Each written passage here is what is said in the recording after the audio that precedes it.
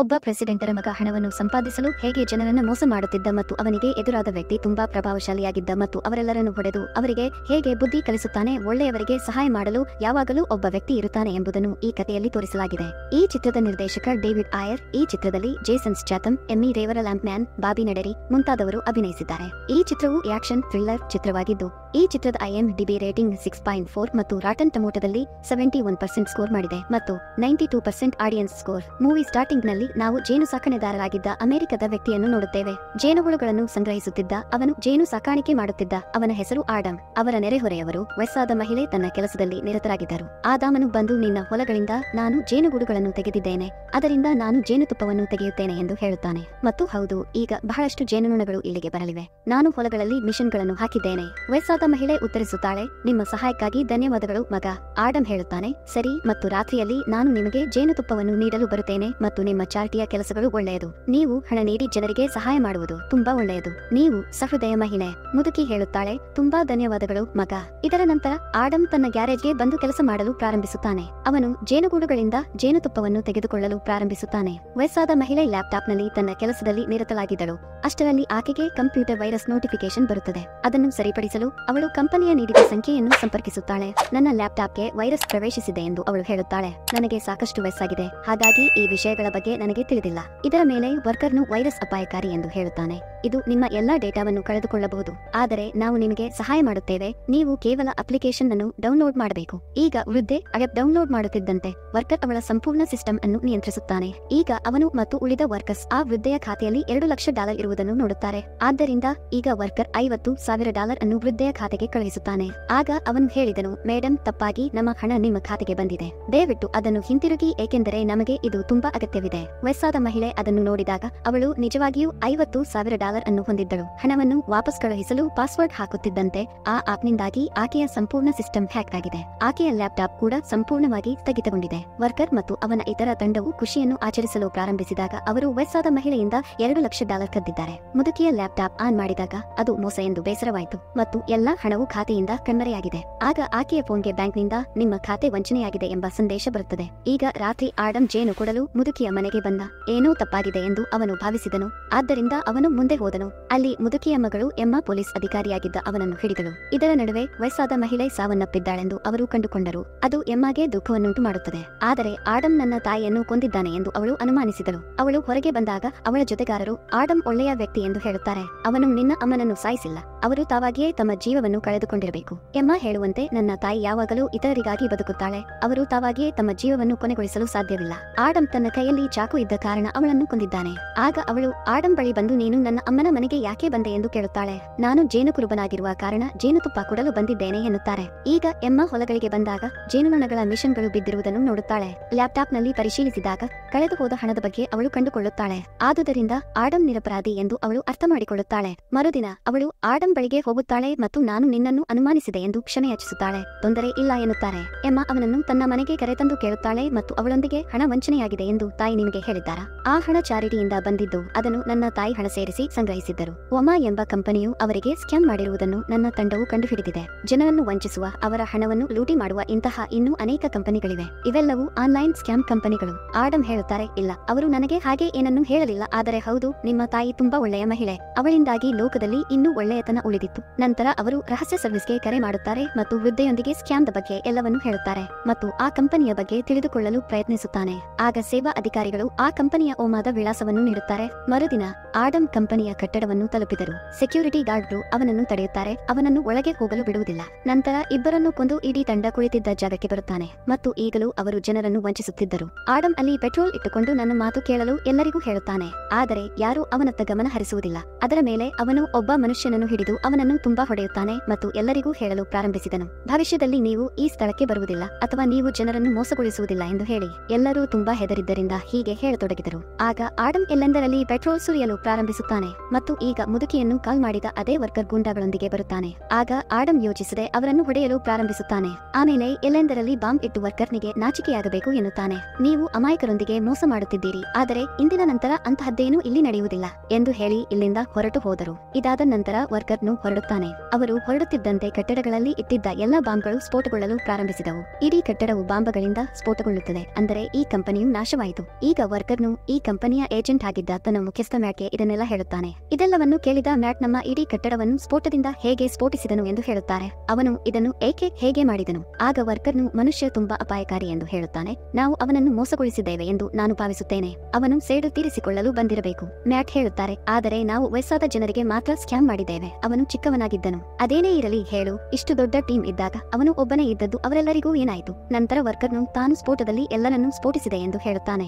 ಈಗ ಮ್ಯಾಟ್ ಹೋಗಿ ಬಹಳ ಧೈರ್ಯಶಾಲಿಯಾಗಿದ್ದ ತನ್ನ ಸೆಕ್ಯೂರಿಟಿ ಗಾರ್ಡ್ ಮುಖ್ಯಸ್ಥರಿಗೆ ಎಲ್ಲವನ್ನೂ ಹೇಳುತ್ತಾನೆ. ಮ್ಯಾಟ್ ಹೇಳುತ್ತಾನೆ, ನನಗೆ ಕೆಲವು ಗೂಂಡಾಗಳು ಬೇಕು. ಅವನು ಹೇಳುತ್ತಾನೆ, ನೀವು ಅದನ್ನು ಪಡೆಯುತ್ತೀರಿ. ಅದರ ನಂತರ ಮ್ಯಾಟ್ ಆ ವರ್ಕರ್ನನ್ನು ಕರೆದು ಆ ಮನುಷ್ಯನನ್ನು ಹುಡುಕಿ ನಾನು ನನ್ನ ಗೂಂಡಾಗಳನ್ನು ಕಳುಹಿಸುತ್ತಿದ್ದೇನೆ ಎಂದು ಹೇಳುತ್ತಾನೆ. ಸ್ಕ್ಯಾಮ್ದ ಕಾರಣ ಆಡಮ್ ನಮಗೆ ಇದನ್ನು ಮಾಡಿದ್ದಾನೆ ಎಂದು ವರ್ಕರ್ನು ಕಂಡುಕೊಂಡನು. ಅದಕ್ಕಾಗಿಯೇ ಅವನು ಮುದುಕಿಯ ಮನೆಗೆ ಬಂದನು. ಅಲ್ಲಿ ಅವರು ಹೊಲದಲ್ಲಿ ಕೆಲಸ ಮಾಡುವ ಆಡಮ್ ಅನ್ನು ಸಹ ನೋಡುತ್ತಾರೆ. ಮೊದಲು ಅವರು ಮಿಷನ್ಗಳನ್ನು ಶೂಟ್ ಮಾಡುತ್ತಾರೆ ಮತ್ತು ಅವುಗಳನ್ನು ನಾಶಪಡಿಸುತ್ತಾರೆ. ನಂತರ ಅವರು ಆಡಮ್ನ ಕಾರ್ಖಾನೆಯನ್ನು ಪ್ರವೇಶಿಸುತ್ತಾರೆ. ಅವರು ಮುಂದೆ ಹೋಗುತ್ತಿದ್ದಂತೆ ಆಡಮ್ ಇಲ್ಲಿಗೆ ಬಂದು ಅವರೆಲ್ಲರ ಮೇಲೆ ದಾಳಿ ಮಾಡುತ್ತಾನೆ. ಅವನು ಅವರನ್ನು ಒಬ್ಬೊಬ್ಬರನ್ನಾಗಿ ಹಿಡಿದು ಕೆಟ್ಟದಾಗಿ ಹೊಡೆಯಲು ಪ್ರಾರಂಭಿಸುತ್ತಾನೆ. ಇದನ್ನು ನೋಡಿದ ವರ್ಕರ್ನು ಹೆದರುತ್ತಾನೆ. ಆದರೆ ಆಡಮ್ ಅವನನ್ನು ಹಿಡಿದು ಅವನ ಬೆರಳುಗಳನ್ನು ಕತ್ತರಿಸುತ್ತಾನೆ. ಸ್ವಲ್ಪ ಸಮಯದ ನಂತರ ಎಮ್ಮಾ ತನ್ನ ತಂಡದೊಂದಿಗೆ ಇಲ್ಲಿಗೆ ಬಂದಳು. ಸ್ಫೋಟದಲ್ಲಿ ಆಡಮ್ನ ಸಂಪೂರ್ಣ ಕಾರ್ಖಾನೆಯು ನಾಶವಾಗುವುದನ್ನು ಅವಳು ನೋಡುತ್ತಾಳೆ. ಆಡಮ್ ವರ್ಕರ್ನೊಂದಿಗೆ ಹೊರಟು ಹೋದಾಗ ಆಡಮ್ ವರ್ಕರ್ನನ್ನು ಕಾರಿನಲ್ಲಿ ಹಾಕುವ ಮೂಲಕ ಸೇತುವೆಯೊಂದಕ್ಕೆ ಕರೆತಂದನು. ಅಲ್ಲಿ ಅವನು ತನ್ನ ಹೆಡ್ ಮ್ಯಾಟ್ ಎಂದು ಕರೆಯುತ್ತಾನೆ. ಅವನಿಗೆ ಏನಾಯಿತು? ಅವನು ಅದರ ಬಗ್ಗೆ ಎಲ್ಲವನ್ನೂ ಹೇಳುತ್ತಾನೆ. ಆಡಮ್ ಈಗ ವರ್ಕರ್ನನ್ನು ಹಗ್ಗದಿಂದ ಕಾರಿಗೆ ಕಟ್ಟುತ್ತಾನೆ. ಇದಾದ ಬಳಿಕ ಅದನ್ನು ಕಾರಿನ ಸಮೇತ ಸಮುದ್ರಕ್ಕೆ ಎಸೆದಿದ್ದಾನೆ. ಈಗ ಆಡಮ್ ಸ್ವತಃ ಮ್ಯಾಟ್ ಜೊತೆ ಮಾತನಾಡಲು ಪ್ರಾರಂಭಿಸಿದರು. ನೀನು ಯಾರೇ ಆಗಿದ್ದರೂ ನಿನ್ನನ್ನು ಹುಡುಕಿ ಮುಗಿಸುತ್ತೇನೆ ಎನ್ನುತ್ತಾನೆ. ಮ್ಯಾಟ್ ಹೇಳುತ್ತಾನೆ, ನಾನು ಯಾರೆಂದು ನಿಮಗೆ ತಿಳಿದಿಲ್ಲ. ಆಡಮ್ ಉತ್ತರಿಸುತ್ತಾನೆ, ಆದರೆ ಶೀಘ್ರದಲ್ಲೇ ನನಗೆ ತಿಳಿಯುತ್ತದೆ. ಮತ್ತು ಇದನ್ನು ಹೇಳುತ್ತಾ ಅವನು ಫೋನ್ ಅನ್ನು ಕಟ್ ಮಾಡಿ ಇಲ್ಲಿಂದ ಹೊರಟು ಹೋದನು. ಅಲ್ಲಿ ಸೆಕ್ಯೂರಿಟಿ ಗಾರ್ಡ್ ಮುಖ್ಯಸ್ಥ ಮ್ಯಾಟ್ಗೆ ಹೇಳುತ್ತಾನೆ, ಆಯುಧಗಳಿಲ್ಲದೆ ನಮ್ಮನ್ನೆಲ್ಲ ಕೊಂದಿದ್ದಾನೆ ಎಂದು ನೀವು ಹೇಳುತ್ತಿದ್ದೀರಿ. ಮ್ಯಾಟ್ ಹೇಳುತ್ತಾರೆ, ಹೌದು, ಹಾಗಾದರೆ ನಾನು FBI ನಲ್ಲಿ ವರ್ಷಗಳ ಕಾಲ ಕೆಲಸ ಮಾಡಿದ್ದೇನೆ ಎಂದು ಸೆಕ್ಯೂರಿಟಿ ಗಾರ್ಡ್ ಮುಖ್ಯಸ್ಥರು ಹೇಳುತ್ತಾರೆ. ಮತ್ತು ಅಂತಹ ವ್ಯಕ್ತಿಯ ಬಗ್ಗೆ ನಾನು ಚಲನಚಿತ್ರಗಳಲ್ಲಿ ಮಾತ್ರ ಕೇಳಿದ್ದೇನೆ. ಮತ್ತು ಇದು ಒಂದು ವೇಳೆ ಹಾಗಿದ್ದರೆ ಆ ಮನುಷ್ಯ ತುಂಬಾ ಅಪಾಯಕಾರಿ. ಮ್ಯಾಟ್ ಹೇಳುತ್ತಾರೆ, ಹೌದು, ಬಹುಶಃ ಅವನು ಆಗಿರಬಹುದು. ಆದರೆ ನೀವು ಹೇಗಾದರೂ ನನ್ನನ್ನು ರಕ್ಷಿಸಬೇಕು. ನಿಮಗೆ ಹೇಗೆ ಸರಿ ಅನಿಸುತ್ತೋ ಹಾಗೆ ನಿಮ್ಮ ಪ್ರಕಾರ ಎಲ್ಲೆಡೆ ಭದ್ರತೆಯನ್ನು ಹೆಚ್ಚಿಸಿ. ಸೆಕ್ಯೂರಿಟಿ ಗಾರ್ಡ್ ಮುಖ್ಯಸ್ಥನು ಹೇಳುತ್ತಾನೆ, ಸರಿ, ನಾನು ಇದನ್ನು ಮಾಡುತ್ತೇನೆ. ಆದರೆ ನಾನು ಇದನ್ನು ನಿಮ್ಮ ತಾಯಿಗೆ ಹೇಳಬೇಕು. ಮತ್ತು ಹೌದು, ಈಗ ನೀವು ನಿಮ್ಮ ತಪ್ಪುಗಳನ್ನು ಕಡಿಮೆ ಮಾಡಬೇಕು. ಮ್ಯಾಟ್ ಹೇಳುತ್ತಾನೆ, ಅದು ನನ್ನ ಕೆಲಸ. ನನ್ನ ಪ್ರಕಾರ ನಾನು ನೋಡುತ್ತೇನೆ, ನೀನು ನಿನ್ನ ಕೆಲಸ ಮಾಡು. ಸೆಕ್ಯೂರಿಟಿ ಗಾರ್ಡ್ ಮುಖ್ಯಸ್ಥರು ಹೌದು ಎಂದು ಹೇಳಿದರು. ಇದರ ನಂತರ ಅವನು ಪ್ರತ್ಯೇಕವಾಗಿ ಬಂದು ಮ್ಯಾಟ್ನ ತಾಯಿಯನ್ನು ಕರೆಯುತ್ತಾನೆ. ಅದರ ಮೇಲೆ ನನ್ನ ಮಗನನ್ನು ರಕ್ಷಿಸಲು ನಾನು ನಿನ್ನನ್ನು ಇಟ್ಟುಕೊಂಡಿದ್ದೇನೆ ಎಂದು ಅವಳು ಹೇಳುತ್ತಾಳೆ. ಅವನ ಸಣ್ಣ ತಪ್ಪುಗಳನ್ನು ನೀವೇ ನೋಡಿಕೊಳ್ಳಿ. ಇದರ ಮೇಲೆ ಅವನು ಹೌದು ಎಂದು ಹೇಳುತ್ತಾನೆ. ಮತ್ತು ನಂತರ ಸೆಕ್ಯೂರಿಟಿ ಗಾರ್ಡ್ ಮುಖ್ಯಸ್ಥನು ತನ್ನ ಗ್ಯಾಂಗ್ ಮುಖ್ಯಸ್ಥನನ್ನು ಕರೆಯುತ್ತಾನೆ. ಇದಕ್ಕಾಗಿ ನಾನು ಒಬ್ಬ ಮನುಷ್ಯನನ್ನು ಕೊಲ್ಲಬೇಕು. ನೀವು ನಮ್ಮ ಅತ್ಯುತ್ತಮ ಬೇಟೆಗಾರ ಅಥವಾ ಕೊಲೆಗಾರನನ್ನು ಕಳುಹಿಸಿ ಎಂದು ಅವರು ಹೇಳಲು ಪ್ರಾರಂಭಿಸಿದರು. ಎಮ್ಮ ಕಾರಿನ ಬಳಿ ಸಮುದ್ರದಲ್ಲಿ ವರ್ಕರ್ನ ಮೃತದೇಹವನ್ನು ಕಂಡುಕೊಂಡಳು. ವರ್ಕರ್ನ ಬೆರಳುಗಳು ಸಹ ಕತ್ತರಿಸಲ್ಪಟ್ಟಿರುವುದನ್ನು ಅವಳು ನೋಡಿದಳು. ಆಡಮ್ನನ್ನು ಕೊಲ್ಲುವ ಕೆಲಸವನ್ನು ಒಬ್ಬ ಒಳ್ಳೆಯ ಕೊಲೆಗಾರನಿಗೆ ನೀಡಲಾಗಿದೆ. ಆಡಮ್ ಕಾರಿನಲ್ಲಿ ಪೆಟ್ರೋಲ್ ಹಾಕುತ್ತಿದ್ದಾಗ ಅದೇ ಕೊಲೆಗಾರ ಕಾರಿನಲ್ಲಿ ಕುಳಿತು ಬಂದ. ಅವಳು ತನ್ನ ಕಾರನ್ನು ಆಡಮ್ನ ಕಾರಿಗೆ ಹೊಡೆಯುತ್ತಾಳೆ. ಇದನ್ನು ಮಾಡಿದ ನಂತರ ಅವಳು ಶೂಟ್ ಮಾಡುತ್ತಾಳೆ. ಆದರೆ ಆಡಮ್ ಕಾಣೆಯಾಗುತ್ತಾನೆ. ಆ ಕೊಲೆಗಾರ ತನ್ನ ಕಾರಿನಿಂದ ಮೆಷಿನ್ ಗನ್ ಅನ್ನು ತೆಗೆದುಕೊಂಡು ಸುತ್ತಲೂ ಗುಂಡು ಹಾರಿಸಲು ಪ್ರಾರಂಭಿಸುತ್ತಾಳೆ. ಆಡಮ್ ಹೊರಗೆ ಬಂದಾಗ ಅವನು ಜೇನುತುಪ್ಪದ ಪೆಟ್ಟಿಗೆಯಿಂದ ಅವಳನ್ನು ಹೊಡೆಯುತ್ತಾನೆ. ಅದರಿಂದ ಅವನು ರಕ್ತಸ್ರಾವವನ್ನು ಪ್ರಾರಂಭವಾಗುತ್ತೆ. ಈಗ ಇಡೀ ದೇಹದ ಮೇಲೆ ಜೇನು ಬಿದ್ದಿದ್ದರಿಂದ ಆಡಮ್ ಅದಕ್ಕೆ ಬೆಂಕಿ ಹಚ್ಚುತ್ತಾನೆ. ಅವಳು ಸಂಪೂರ್ಣವಾಗಿ ಸುಟ್ಟು ಸಾಯುತ್ತಾಳೆ. ನಂತರ ಅವನು ಅವಳ ಬೆರಳುಗಳನ್ನು ಕತ್ತರಿಸಿ ಇಲ್ಲಿಂದ ಹೊರಟು ಹೋಗುತ್ತಾನೆ. ಈಗ ಕಳೆದ ಇಬ್ಬರಂತೆ ಪೆಟ್ರೋಲ್ ಪಂಪ್ಗೂ ಬೆಂಕಿ ಹಚ್ಚಿ ಧ್ವಂಸಗೊಳಿಸಿದ್ದಾರೆ. ಸ್ವಲ್ಪ ಸಮಯದ ನಂತರ ಗೂಂಡಾಗಳ ಮುಖ್ಯಸ್ಥರು ಈ ಬಗ್ಗೆ ಸೆಕ್ಯೂರಿಟಿ ಗಾರ್ಡ್ ಮುಖ್ಯಸ್ಥರಿಗೆ ತಿಳಿಸುತ್ತಾರೆ. ಅವಳು ನಮ್ಮ ಅತ್ಯುತ್ತಮ ಕೊಲೆಗಾರನನ್ನು ಕೊಂದಿದ್ದಾನೆ ಎಂದು ಹೇಳಲು ಪ್ರಾರಂಭಿಸಿದಳು. ಇದನ್ನು ಕೇಳಿದ ಸೆಕ್ಯೂರಿಟಿ ಗಾರ್ಡ್ ಮುಖ್ಯಸ್ಥನು ಆಶ್ಚರ್ಯಚಕಿತನಾಗಿ, ನೀನು ಏನು ಹೇಳುತ್ತಿರುವೆ? ಇದು ಹೇಗೆ ಸಂಭವಿಸಬಹುದು? ಆಗ ಅವಳು, ನನಗೆ ಗೊತ್ತಿಲ್ಲ ಮತ್ತು ಈಗ ಅದನ್ನು ನೀವೇ ನಿಭಾಯಿಸಿ ಎಂದು ಹೇಳುತ್ತಾಳೆ. ಸೆಕ್ಯೂರಿಟಿ ಗಾರ್ಡ್ ಮುಖ್ಯಸ್ಥನು ಮ್ಯಾಟ್ಗೆ ಅದರ ಬಗ್ಗೆ ಹೇಳುತ್ತಾನೆ. ನಂತರ ಅವರು ಉತ್ತರಿಸಿದರು, ನೀವು ಇದನ್ನು ಏಕೆ ಮಾಡಲು ಸಾಧ್ಯವಿಲ್ಲ.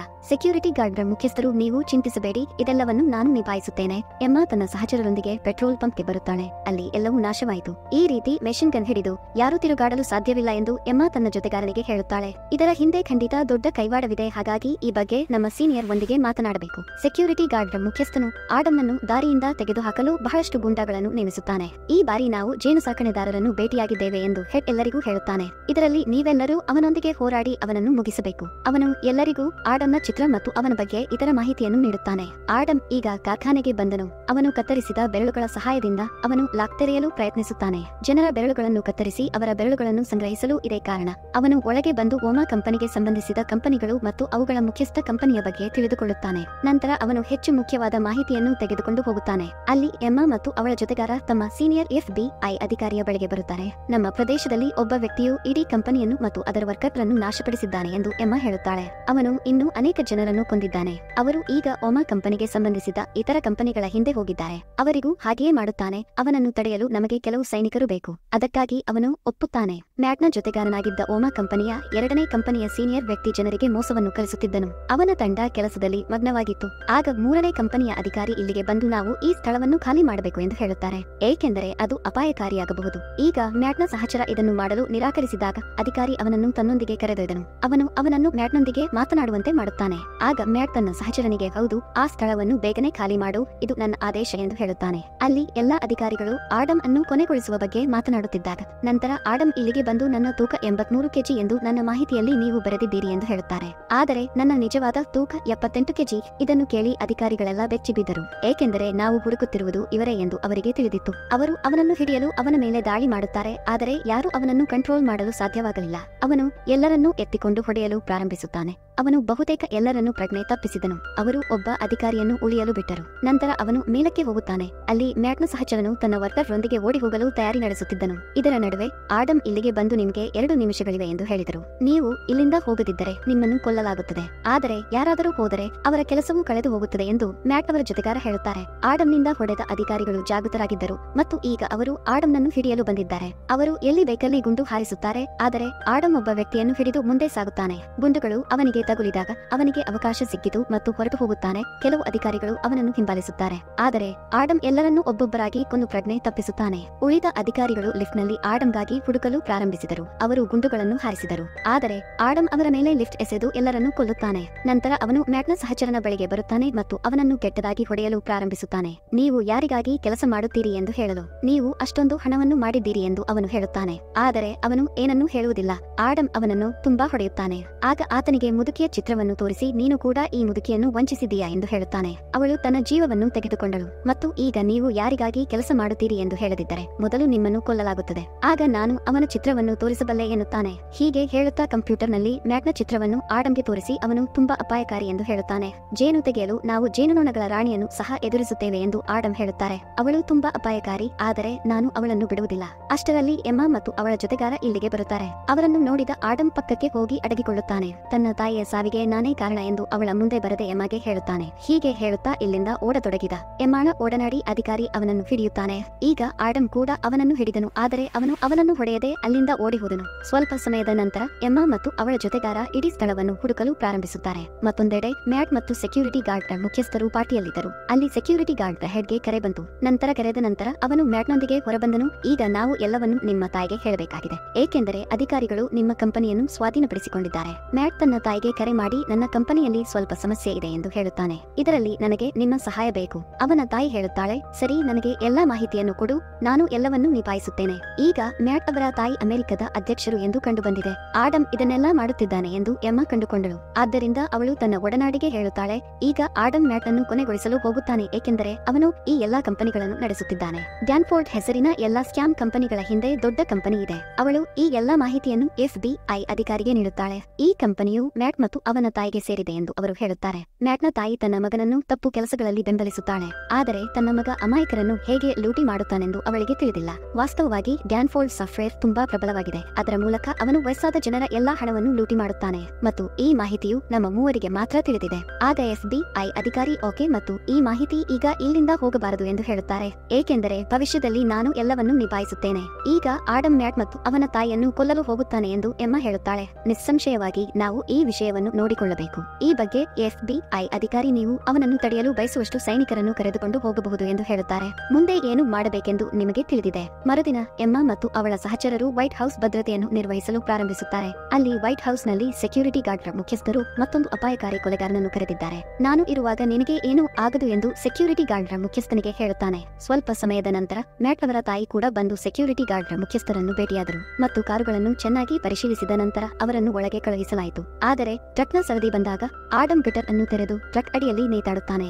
ಈಗ ಟ್ರಕ್ ಅನ್ನು ಕೆಳಗಿನಿಂದ ಪರಿಶೀಲಿಸಿದಾಗ ಅಧಿಕಾರಿ ಆಡಮ್ನಿಂದ ಕೊಲ್ಲಲ್ಪಟ್ಟರು ಮತ್ತು ಅವನನ್ನು ಪಕ್ಕಕ್ಕೆ ನೇತು ಹಾಕುತ್ತಾನೆ. ಈಗ ಅವನು ಆ ಸೆಕ್ಯೂರಿಟಿ ಗಾರ್ಡ್ನ ಬಟ್ಟೆಗಳನ್ನು ಧರಿಸಿ ಮುಂದೆ ಹೋಗುತ್ತಾನೆ.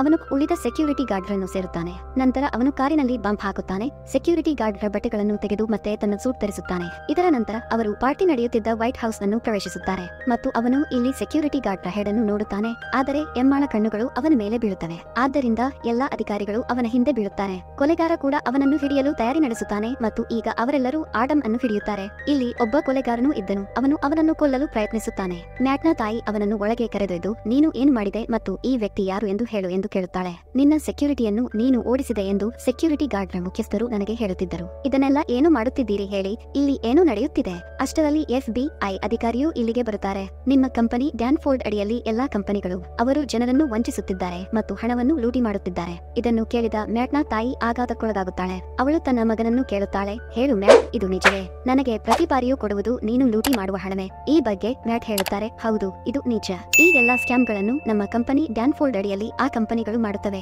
ನಾನು ಅದನ್ನು ಮಾಡುವಂತೆ ನೋಡಿಕೊಳ್ಳುತ್ತೇನೆ. ಆಡಮ್ ಕಾರಿನಲ್ಲಿ ಬಾಂಬ್ ಸ್ಫೋಟಿಸುತ್ತಾನೆ. ಅವನು ಉಳಿದ ಜನರನ್ನು ಕೊಂದು ವೈಟ್ ಹೌಸ್ ಒಳಗೆ ಹೋಗುತ್ತಾನೆ. ಮ್ಯಾಟ್ ಹೇಳುತ್ತಾರೆ, ತಾಯಿ, ಇನ್ನೇನು? ಈಗ ನೀವು ಪ್ರತಿ ಬಾರಿಯೂ ಇಷ್ಟು ಹಣವನ್ನು ಕೇಳುತ್ತೀರಿ. ನಾನು ಅದನ್ನು ಎಲ್ಲಿಂದ ತರುತ್ತೇನೆ? ಇಲ್ಲಿಂದ, ಮೋಸದಿಂದ, ಮತ್ತು ಇದೆಲ್ಲವನ್ನು ನಾನು ನಿಮಗಾಗಿ ಮಾಡಿದ್ದೇನೆ. ಇದನ್ನು ಕೇಳಿದ ಅವನ ತಾಯಿ, ನೀನು ಮಾಡಿದ್ದು ತಪ್ಪು ಎನ್ನುತ್ತಾಳೆ. ನಾನು ದೇಶವನ್ನು ಉತ್ತಮಗೊಳಿಸಲು ಪ್ರೆಸಿಡೆಂಟ್ ಆಗಿದ್ದು ನೀವು ಈ ತಪ್ಪು ಮಾಡಿದ್ದರಿಂದ ಅಲ್ಲ, ಜನರನ್ನು ಲೂಟಿ ಮಾಡಿ. ಮತ್ತು ಈಗ ನಾವು ಕಂಪನಿಗಳು ಕದ್ದ ಹಣವನ್ನು ಜನರಿಗೆ ಹಿಂದಿರುಗಿಸುತ್ತೇವೆ ಮತ್ತು ನಾವು ಅವರಿಗೆ ಆನ್ಲೈನ್ನಲ್ಲಿ ಕ್ಷಮೆ ಯಾಚಿಸುತ್ತೇವೆ. ನೀವು ಈ ಕೆಲಸವನ್ನು ಮಾಡುತ್ತೀರಿ. ಇದರ ನಂತರ ನನಗೆ ಏನಾಗುತ್ತದೆ ಎಂದು ನಾನು ಅನುಭವಿಸಲು ಸಿದ್ಧನಿದ್ದೇನೆ. ಈ ಬಗ್ಗೆ ಮ್ಯಾಟ್ ಹೇಳುತ್ತಾರೆ, ನೋ ಮಾಮ, ನಾನು ಇದನ್ನು ಎಂದಿಗೂ ಮಾಡುವುದಿಲ್ಲ. ಅಧಿಕಾರಿಗಳನ್ನು ಕೊಲ್ಲುವಾಗ ಆಡಮ್ ಮುಂದೆ ಸಾಗುತ್ತಾನೆ. ಅವನು ಶವಗಳನ್ನು ಇಡುತ್ತಿದ್ದನು. ಈಗ ಕೊಲೆಗಾರ ಇಲ್ಲಿಗೆ ಬಂದು ಆಡಮ್ ಅನ್ನು ಹಿಡಿಯುತ್ತಾನೆ. ಅವನು ಅವನನ್ನು ಬಹಳಷ್ಟು ಹೊಡೆಯುತ್ತಾನೆ.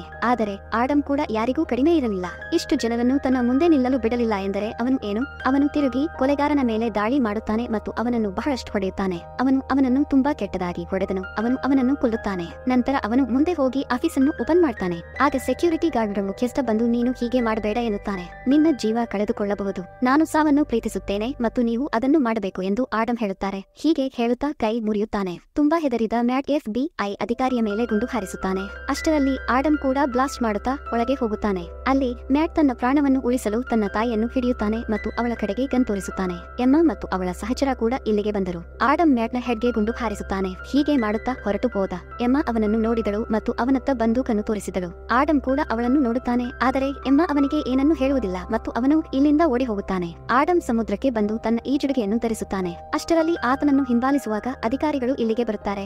ಈಗ ಒಂದು ನಿಮಿಷವೂ ವ್ಯರ್ಥ ಮಾಡದೆ ಆಡಮ್ ನೀರಿಗೆ ಹಾರಿ ಇಲ್ಲಿಂದ ಓಡಿ ಹೋಗುತ್ತಾನೆ. ಫ್ರೆಂಡ್ಸ್, ಈ ವಿಡಿಯೋ ನಿಮಗೆ ಇಷ್ಟ ಆಗಿರಬಹುದು ಅಂತ ಅಂದುಕೊಳ್ಳುತ್ತೇನೆ.